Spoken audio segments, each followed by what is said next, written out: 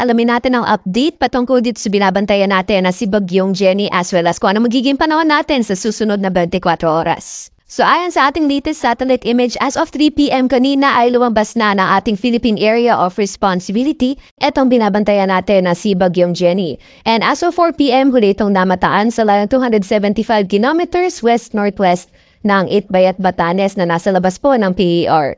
Medyo humina po itong si Bagyong Jenny na may maximum sustained winds na umaabot ng 140 km per hour malapit sa gitna at pagbugso na umaabot ng 170 km per hour. And sa kasalukuyan po, kumikilos ito sa direksyong westward sa bilis na 15 km per hour. And kung makikita po natin sa ating latest satellite image, makikita po natin na inang bahagi pa rin po ng Northern Luzon ang naapektuhan nitong bagyo. So although nasa labas na po ng PER, itong si Bagyong Jenny ay nakataas pa rin ang tropical cyclone wind signal sa ilang bahagi ng Northern Luzon area.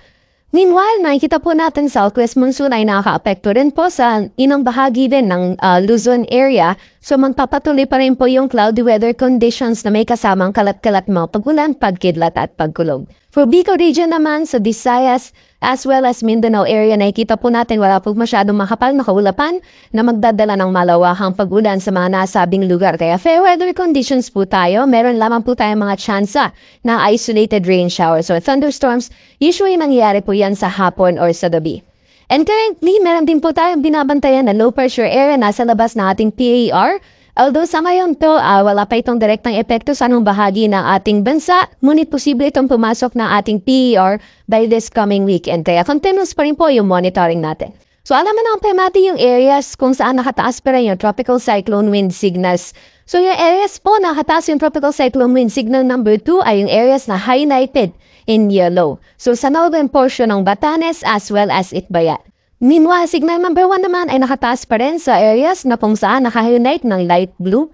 So makikita po natin sa nalalawing bahagi ng Batanes, Babuyan Islands, as well as sa northern portion ng Apayao, northwestern portion ng Cagayan, at sa northern portion ng Ilocos Norte. Then pagdating naman po, besides po yung malalakas na hangin na dala ni Bagyong Jenny, meron din po tayong gusty conditions or malalakas na hangin na posibleng dala nitong enhanced southwest monsoon sa ilang lugar sa Luzon area. So particularly sa southern portion ng Aurora, sa Romblon, portions ng Calabarzon, portions ng Metro Manila, portions ng Bataan as well as portions ng Bicol region. Inaasahan po natin for today until tomorrow, makakaranas pa rin po tayo ng gusty conditions sa mga nasabing lugar. Pagdating na po sa mga pag-ulan from today until tomorrow afternoon, ito pa yung area na makaramas po ng 100 to 200 mm accumulated rainfall dulot po na epekto nitong si Bagyong Jenny. So asahan pa rin po natin ang malalakas na mga pag-ulan sa Malawigan ng Batanes. Then yan po, patuloy na paalala po natin sa ating mga kababayan, lalong-lalo na sa mga low-lying areas, mga hazardous areas,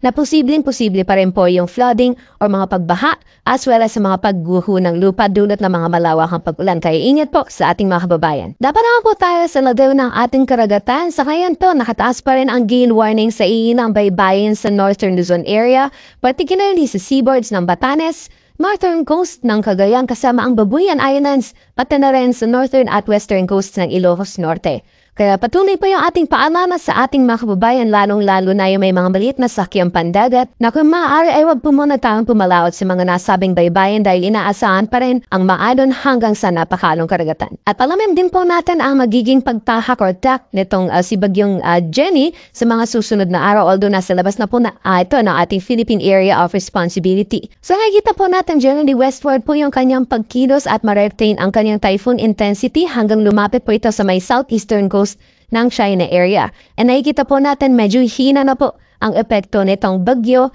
at nakita po natin sa mga susunod na araw habang papalayo itong si Bagyong Jenny, hihina na din po yung epekto na southwest monsoon and hindi na din po or unti-unti na din pong hindi maapektuhan yung areas na kung saan yung nakataas pa rin yung ating mga tropical cyclone wind signals sa ilang bahagi ng Northern Luzon. So possible by this weekend ay improving weather conditions na po tayo sa malaking bahagi ng ating bansa.